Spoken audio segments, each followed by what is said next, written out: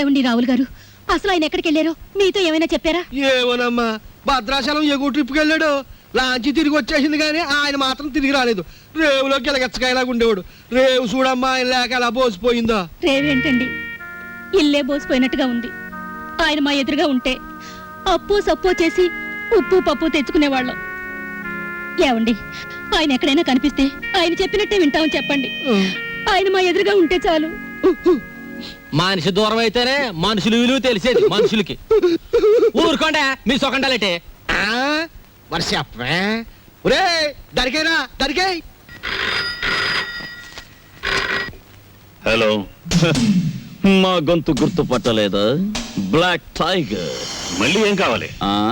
వడియాలు కావాలి. లేకపోతే ఏంటి, 10 లక్షలు కావాలని ఆల్రెడీ చెప్పాం కదా. నాకు కొంచెం టైం కావాలి. గంటల రోజుల? ఒక వారం. ఒక వారం టైం కావాలట.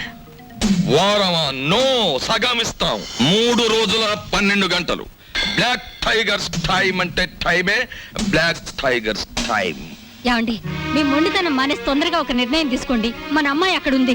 ఏ నిర్ణయం తీసుకోవాలో నాకు బాగా తెలుసు. ఈ నాటకంలో ఉన్న అంతర్నాటకం ఏమిటో తేలుస్తాను చూడు.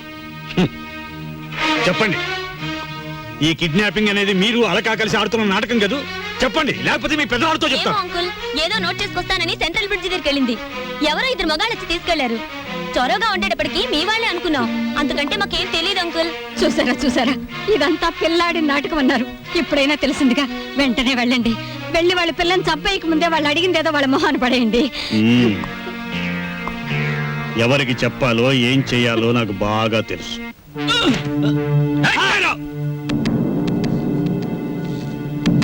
కోలిగుంట దగ్గర హ్యాండ్ ఓవర్ చేసుకుని సూట్ కేసేది బే. పార్టీ మిస్ అయింది బాస్. బాక్స్ నాకు ఇవ్వలేదు. నాకేం తెలియదు బాస్. నీకు తెలీదు? చెప్పు చెప్పు చెప్పు.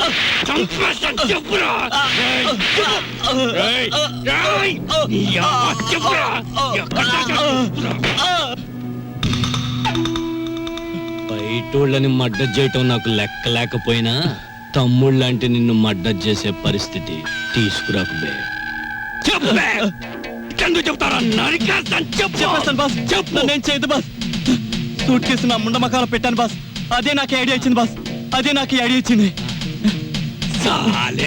ఎక్కడ్రా నీ ముండిల్లు? ఎక్కడా ఇల్లు? మెరక వీధిలో. టైరో రేయ్, వీటితో పాటు వెళ్ళి ఆ సూట్ కేసు హ్యాండ్ ఓవర్ చేసుకోండి. వాడి ముండ బాడీలో మీకు నచ్చిన పార్ట్ ఒకటి కోసుకొని రండి. అలాగే బాస్. కరీం భాయ్. హలో సాబ్, మీరు వచ్చారా? కబురు పెడితే నేనే వచ్చేవాడిని కదా సాబ్. నేనే వచ్చి చెప్పాల్సిన అవసరం వచ్చింది, అందుకనే వచ్చాను. లోపలికి వెళ్దామా? అట్లనే సాబ్, రండి.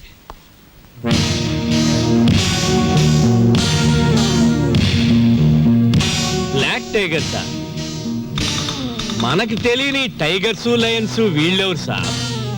ఈ విషయం పోలీసులకు రిపోర్ట్ చేశారా? లేదు. పోలీసులకు రిపోర్ట్ చేయకుండా నీ దగ్గరికి వచ్చానంటే నీ మీద ఎంత నమ్మకం ఆలోచించు. అరే, కొత్తగా చెప్తారేంటి సాబ్? మీలాంటోళ్ళు లేకపోతే మా గూండాలు ఎలా బతుకుతారు సాబ్? మీరేం కంగారు పడకండి. మీ అమ్మాయిని మీకు జాగ్రత్తగా అప్పగిస్తాం. వాళ్ళు ఫోన్ చేసి డబ్బు అడిగినప్పుడల్లా ఇస్తాము అని చెప్పండి. బ్యాక్గ్రౌండ్ నేను చూసుకుంటాను. బాస్, అవతల పార్టీని హిట్ చేస్తే చాలా, ఫినిష్ చేసేయమంటారా? నువ్వేం చేస్తావో ఏమిటో నాకేం తెలీదు. నా కూతురు నా దగ్గరికి భద్రంగా చేరాలి. ఇది నా ప్రెస్టీజ్. అలాగే సార్. Black tigers. టైరు టైరు.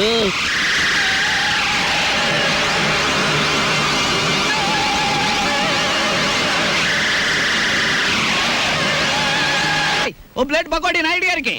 రండి మేస్టర్ రండి. కొత్తిమీర బజ్జీ. కొత్తిమీర బజ్జీ. ఏమిటి కావాలి పాపా? పూరినేనా? రే, 4 ప్లేట్ పూరి పార్సెల్. తినండి, చక్కగా తినండి, ఆనందంగా తినండి. నా జాతక చక్రం ప్రకారం ఈ ఏడాదితో ఏళ్ళనాటి శనిపోయి శుక్ర మహర్దశ ప్రారంభమైంది. ఈ వారమంతా నా ఇంట్లో శుక్రుడు ఉంటాడు. నెక్స్ట్ వీక్ గురుడు ఉంటాడు. ఆ తర్వాత సూర్యుడు ఉంటాడు. కానీ నా హోటల్లోనే ఒక్కడు లేకుండా పోయాడు. రే ఆంజనేయులు, కనిపించని గ్రహాలు కాదురా ఇంట్లో ఉండాల్సింది. సమర్థుడైన మనిషి పక్కనుండాలి. రాంబాబు లాంటి మనిషిని వదులుకోకూడదనే బుద్ధి నీకుండాలి. ఛీ, ఛీ. శీలవతి, నిన్ను వదిలొచ్చాక ఇక్కడ నా మ్యాటర్ ఎలా ఉందో తెలుసా? వాళ్ళలోంచి తప్పించుకుని కూరదాకలో పడ్డ చేప బతుకులాగా ఉంది. కేశవరావుకు ఫోన్ చేద్దామంటే ₹1/2 బిళ్ళలకు కూడా ఇబ్బంది వచ్చేసింది. ఆర్థిక పరిస్థితి అంత హీనంగా ఉంది. నువ్వు చెప్పుకోవడానికి సంచిలో కనీసం పిన్ని ఫోటో అయినా ఉంది. ఆ కేశవరావు గారు కొంచెం కూడా భయపడడం లేదు. ఏదైనా ఆలోచించకపోతే మన కొంపలు అంటుకుపోయేలా ఉన్నాయి. చెల్లెల పరిస్థితి ఏమీ అర్థం కావడం లేదు. పైగా డాక్టర్ కూడా కలవమన్నాడంట. తెలుసుకో, మ్యాటర్ ఏంటో తెలుసుకో. నేను బొమ్మనా మనిషినా? Tell me ball. ఎవరంటారమ్మా నువ్వు బొమ్మని వేళపట్నం భోంచేస్తున్నావు, కంచుకంఠంతో మా మీద విరుచుకుపడుతున్నావు. నిన్ను బొమ్మ అంటే మమ్మల్ని చెప్పు చూకొడతారు. అయ్యో, ఎందుకు అరుపులు? నాకు బోర్ కొడుతోంది. ఎందుకో? ఎందుకేమిటి? అస్తమాన్ ఇంట్లో కూర్చుంటే నాకు పిచ్చి పడుతోంది. నన్ను అలా అలా బయట తిప్పండి. నా తల్లే సెకండ్ ఒకటి ఎత్తుకుని తెప్పమని లేదు. అలా కూడా అంటుంది. అత్తింటికి వచ్చిన కొత్త పెళ్లి కూతురేవిడా. నోరు మూసుకుని లోపలికి వెళ్ళి కూర్చో. బాబాయ్, నేను హాస్పిటల్కి వెళ్ళి చెల్లిని చూసొస్తాను. ఈ భావని కదలకుండా చూసుకో. ఆమె కాదు, చీమ కూడా కదలదా. అది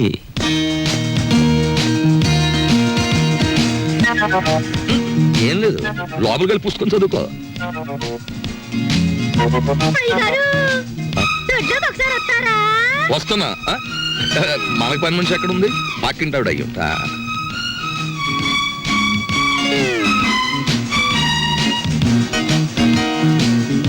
చీమ కూడా బెసడని వీల్లేదు. నువ్వు హోటల్ వెళ్ళడం లేదు కదూ? ఆంజనేయులు బాబాయ్ చెప్పాడు. నా ఆపరేషన్ డబ్బు కోసం తిరుగుతున్నావు కదూ? చూడమ్మా, పెద్దవాళ్ళ విషయాల గురించి నువ్వెందుకు ఆలోచిస్తున్నావు? అది సరే గాని పేదవాళ్ళకి వైద్యం చేయడానికి ధర్మాసుపత్రులు ఉంటాయంటగా, నన్ను అక్కడ పడేయకూడదు. నిన్న నర్సులు నువ్వు రూమ్ బిల్ కట్టడం లేదని నీ గురించి అసహ్యంగా మాట్లాడుకుంటున్నారు. నా కోసం నీకెందుకు చెడ్డ పేరు? ఆపరేషన్ డబ్బు సంపాదించే పూచి నాది. దాని గురించి నువ్వెందుకు ఆలోచిస్తున్నావు? హాయిగా బుద్ధిగా పడుకోమ్మా. పడుకో పడుకో. सलाम अलैकुम। वालेकुम सलाम। जी मुझे क्या? रूम नंबर 9 कहाँ है? हिंदी नहीं मालूम। खुदाफिज, जाइए। जाओ పోతే ఉంటామేంటి? భగవంతుడా, నా ఆపరేషన్ చాలా డబ్బు కావాలి. ఆ డబ్బు మా అన్నకి ఇవ్వనన్నా ఇవ్వు, లేకపోతే ఎవరికి కష్టం కలగకుండా నన్ను త్వరగా చంపే. ఏంటమ్మా మాటలు? తప్పు, అలా మాట్లాడకూడదు. మీరెవరు? కిడ్నాప్ స్క్వాడ్ ని. కిడ్నాప్ స్క్వాడ్ అంటే? కిడ్నాప్ కాదమ్మా, కైండ్ ఎనఫ్ స్క్వాడ్ ని. అదేంటి? అది గవర్నమెంట్ సీక్రెట్ గా పెట్టారమ్మా. దేశంలో ఎవరైనా అసహాయతలో ఉన్నారని మేం గవర్నమెంట్ చెప్తే ₹1,00,000 దాకా అప్పుగా డబ్బిస్తారు. తర్వాత సంవత్సరానికి రూపాయి చొప్పున తెచ్చుకోవచ్చు. ఆ డబ్బు ఇవ్వడానికి మీ అన్నయ్యని సెలెక్ట్ చేశాను. మరి నీకు ఆపరేషన్ చేయాలి కదా? నిజంగా? నేనిప్పిస్తానుగా. మీ విష్ణుమూర్తి బాబాయ్ కూడా ఆ పని మీద ఉన్నాడు. మా అన్నకి నేను నిజంగా సాయం చేస్తారా? చేస్తానమ్మా, కానీ నేను వచ్చిన విషయం మీ అన్నయ్యకి చెప్పకు. నేను ఇప్పిస్తానంటూ తీసుకోడు. నువ్వు ధైర్యంగా ఉండు. Thank you aunty. వస్తానమ్మా.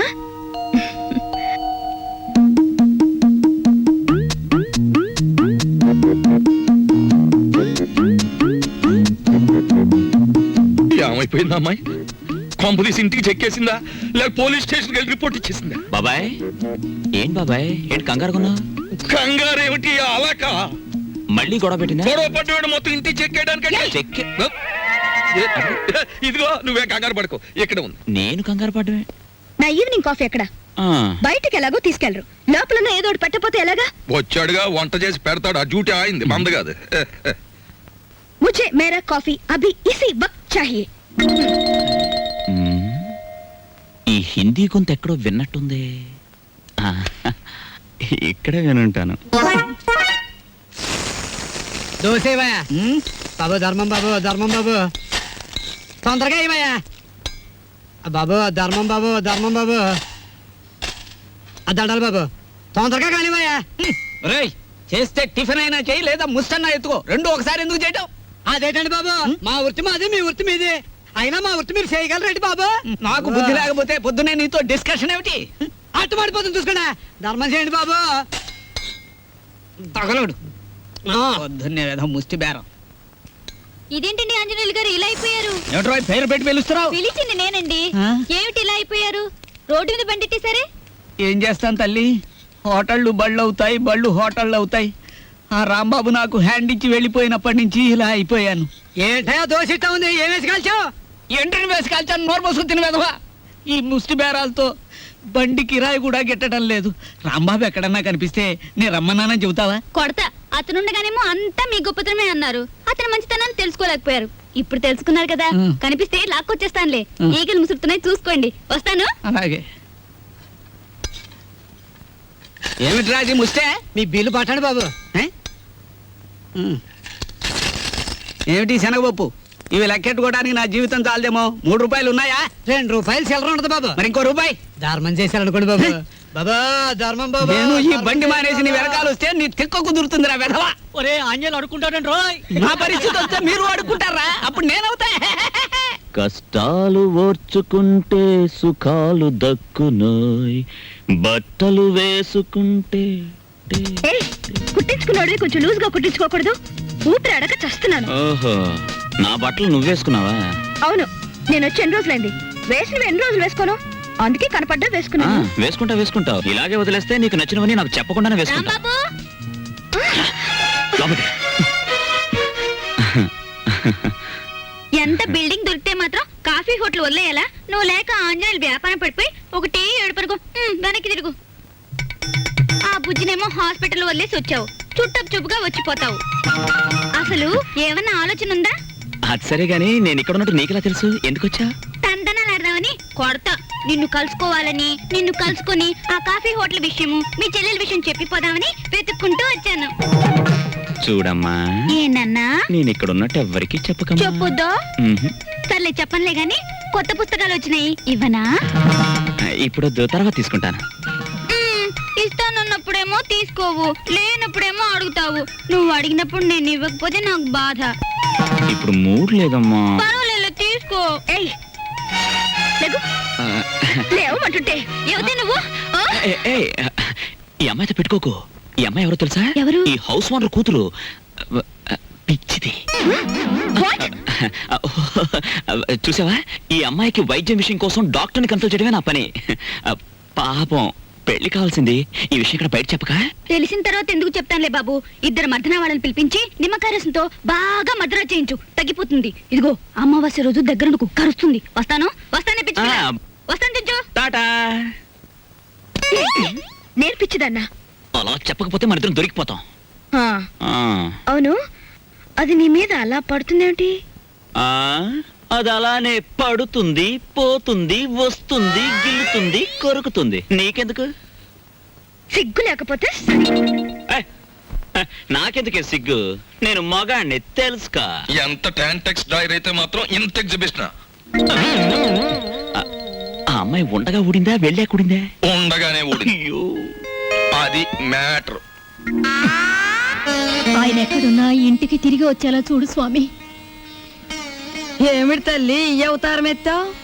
ఏం లేదత్తయ్య, ఆయన ఇంటికొస్తే 1 రోజులు పూజ చేసి దంపతులిద్దరం నడుచుకుంటూ కొండకొస్తామని మొక్కుకున్నానత్తయ్య. వాడు ఇంట్లో ఉన్నంతసేపు ఈ ఇంట్లో ఒక్కళ్ళైనా వాడిని మనిషిగా చూశారా? వాడు బయటికి వెళ్ళగాని వాడి ఇంటికి తిరిగి రావాలని మొక్కుకుంటే వస్తాడంటే పిచ్చిదాన. చిన్నప్పటి నుంచి నేను ఎన్నోసార్లు మొక్కుకున్నాను, ఒక్కటైనా తీర్చాడా వీడు? దేవుడు లేదు, దెయ్యం లేదు, నోరు మూసుకోవే. ఈ సంగతి తెలుసుకోలేకే నా కొడుకు సంపాదనలో సగం పూజలకని ఈడి యదాను కొట్టాను. సభాషమ్మమ్మా, కనీసం ఇప్పటికైనా నువ్వు నాస్తికురాలుగా మారినందుకు నాకు చాలా ఆనందంగా ఉంది. నా మాట వింటే ఇంకా నిన్ను అభ్యుదయవాదిగా మారుస్తాను. మనిషికి అన్నం ముఖ్యం కాదమ్మమ్మా, ఆదర్శం ముఖ్యం. నోరు మొయ్యరా బెదవా. వాడెంతో కష్టపడి ఎవరి కాళ్ళలో పట్టుకుని ఉద్యోగం వేయిస్తే వద్దు పమ్మని తిరగొట్టిన నీకు ఆదర్శమా? ఈ కష్టకాలంలో ఆ ఉద్యోగమే ఉంటే పట్టాడు అన్నం పెట్టేదిగా. ఓడ డబ్బా అయిపోయి వారం రోజులైంది. ఆడుంటేనేనమ్మా ఈ సోకులు, ఈ పౌడర్ డబ్బాలున్ను. ఆడు లేకపోతే మన బతికేంటో తెలిసిందిగా. ఇక పదండి, ఆడెక్కడున్నాడో ఎతికి ఆడి కాళ్ళు పట్టుకుని ఇంటికి తీసుకొద్దాం.